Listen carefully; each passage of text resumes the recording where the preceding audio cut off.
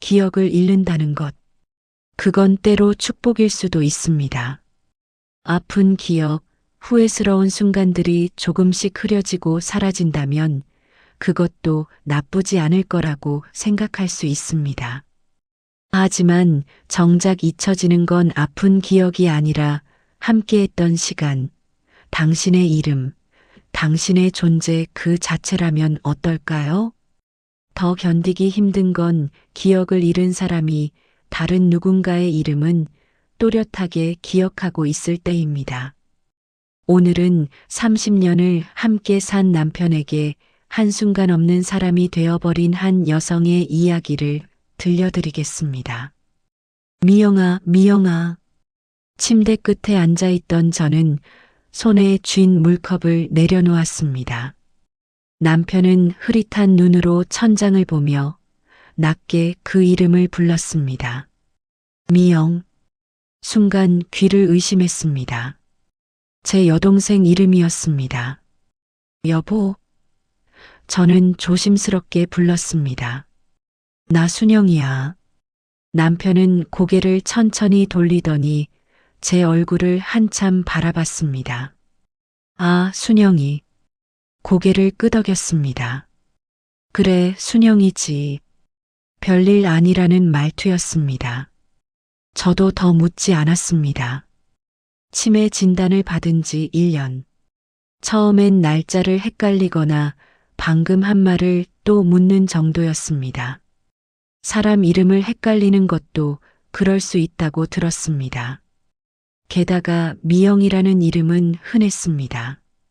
동명이인일 수도 있었습니다. 그렇게 넘기려 했습니다. 그런데 잠시 뒤 남편이 다시 말했습니다.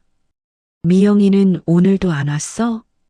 저는 고개를 들었습니다. 누가? 미영이. 아주 당연한 사람을 묻는 말투였습니다. 요즘 바쁜가 보네. 잘 지내. 좀 바쁘긴 하지. 남편은 고개를 끄덕이더니 낮게 중얼거렸습니다. 그래, 내가 약속을 못 지켜서. 그 말이 그날따라 유난히 오래 남았습니다. 가슴 한쪽이 무겁게 가라앉는 것 같았습니다. 하지만 저는 아무 말도 하지 않았습니다. 치매 환자의 말이니까 그냥 그러려니 하자고 스스로를 달랬습니다. 하지만 자신도 모르게 자신이 남편을 의심했던 적이 있었던 걸 떠올리고 있었습니다. 3년 전 한 여름의 오후 남편 옷을 정리하다가 주머니에서 영수증 하나가 나왔습니다. 집에서 멀리 떨어진 카페였습니다. 여기까지 갈 일이 있었나? 그날은 제가 교회 모임에 나갔던 날이었습니다. 남편은 집에 있다고 했었습니다. 처음엔 대수롭지 않게 넘기려 했습니다. 요즘은 사람 만나 커피 마시는 일도 흔하니까요.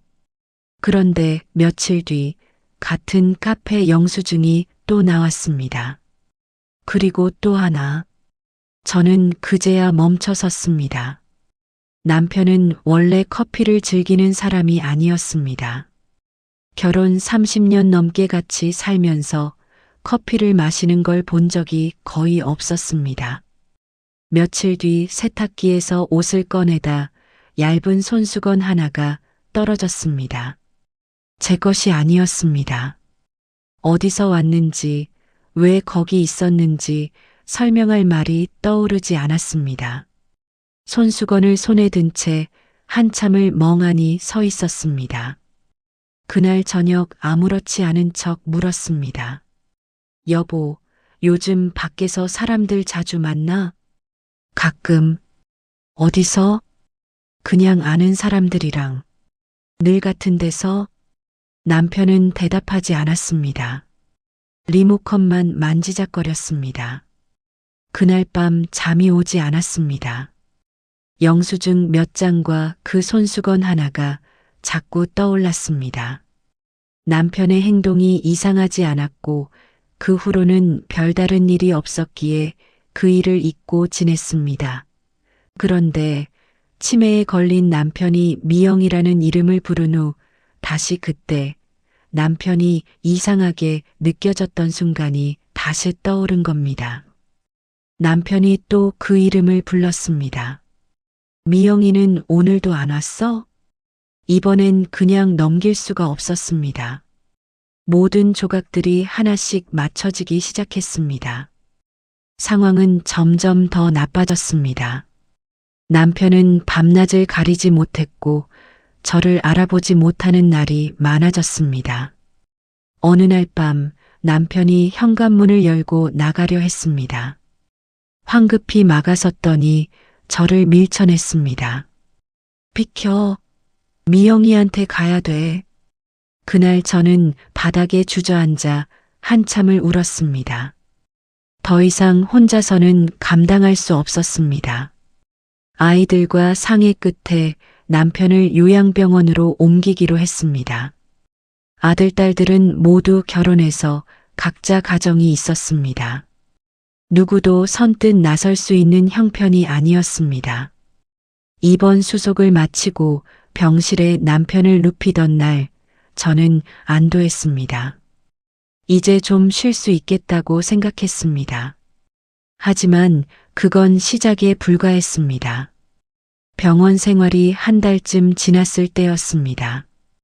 어느 날 오후 병원 복도를 걷고 있는데 앞쪽 병실 문이 열렸습니다. 익숙한 소리가 들렸습니다. 집에선 거의 듣지 못했던 남편의 웃음소리였습니다. 미영아.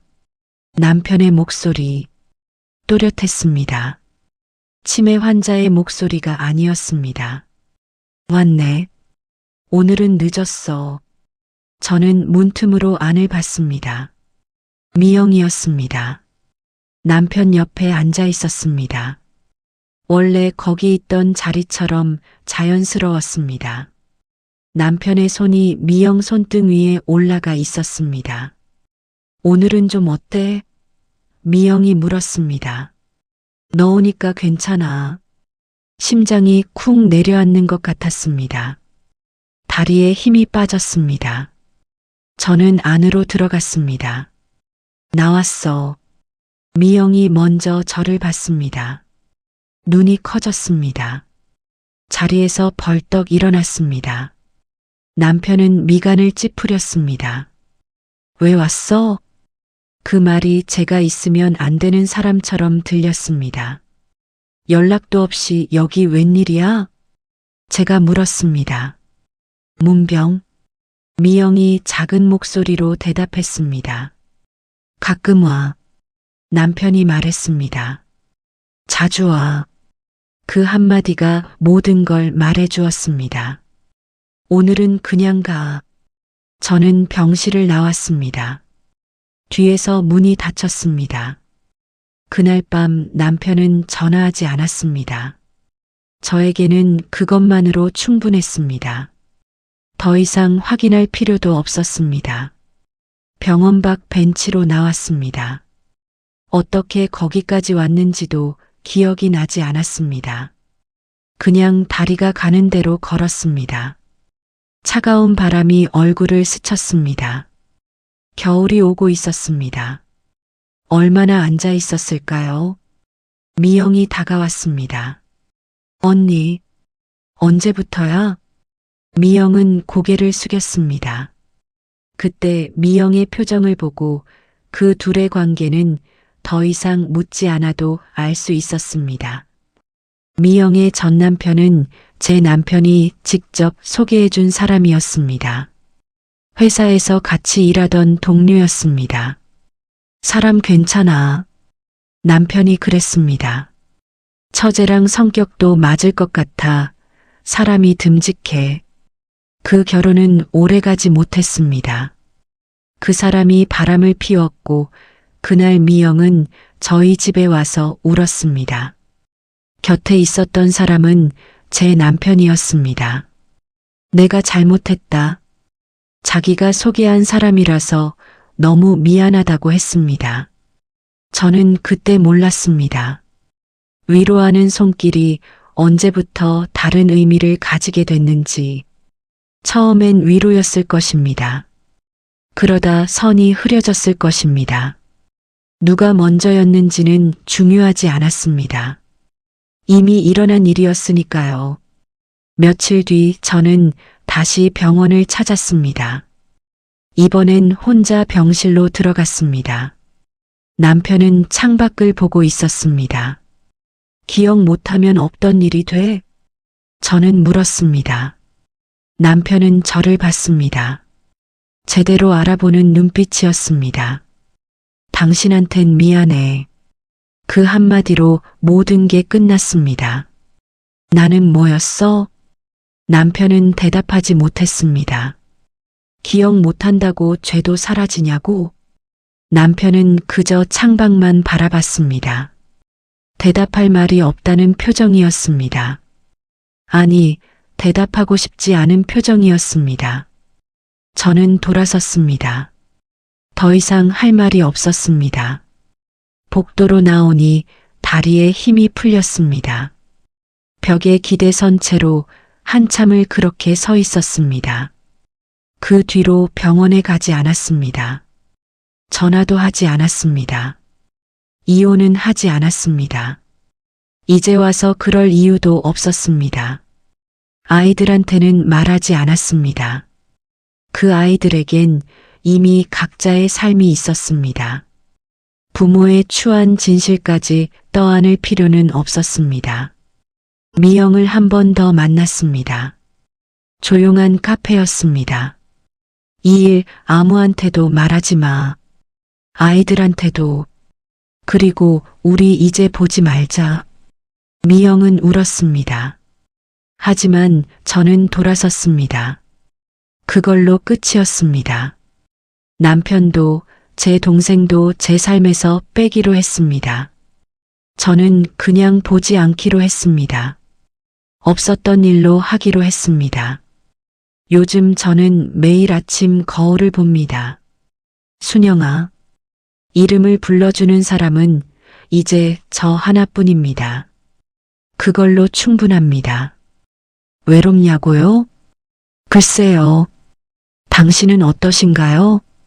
우리는 모두 각자의 방식으로 살아가는 거죠. 오늘도 제 이야기를 들어주셔서 감사합니다. 어디에서 듣고 계시든 댁내에 평안함이 가득하시길 바랍니다.